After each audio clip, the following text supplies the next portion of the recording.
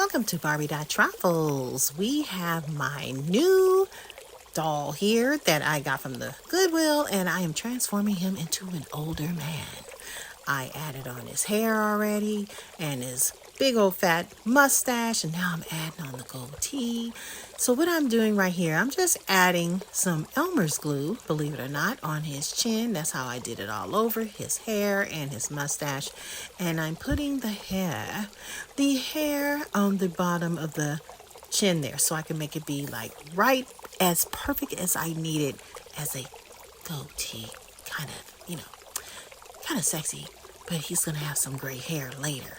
So I age dolls sometimes, especially if I find duplicate dolls at the Goodwill. He was a duplicate doll, and I said, you know what, I don't need another one of these, so I'm just gonna go ahead and transform him into some aging, right? All right, so here we go. So I made sure that the mustache is nice and tacked, and the hair is tacked, and I like using the Elmer's glue because it doesn't really take long for it to dry. It took approximately about 10 to 15 minutes for the hair to dry. And once it dried, I went on and did my aging hair technique.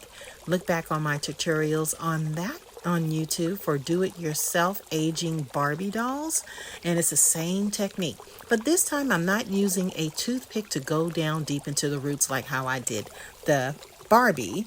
The reason why is because when I Elmer glued his hair on, I want to make sure his hair stays on his scalp, right? So we don't want to dig the toothpick in and jag it around and move it around side to side, and it might pull up the roots of the hair and it'll be off.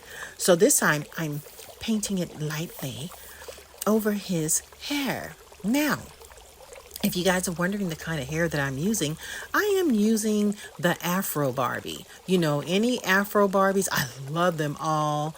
If I'm not mistaken, I think one was like $150 back in the day, but then there's been some others that have been made with full afros, and I went on and clipped off the hair and kept the pieces. So if you go see my aging Barbie doll technique video, do it yourself aging Barbie doll, that's the hair that I'm using for him.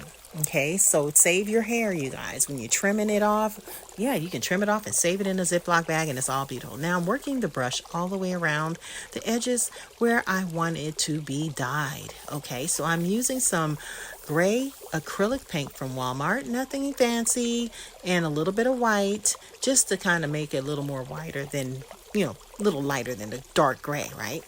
All right, so I'm really almost done with this, and I'm loving how it's looking. I'm just keeping it nice and fluffed out, and he's going to be so beautiful. I just love this, so handsome.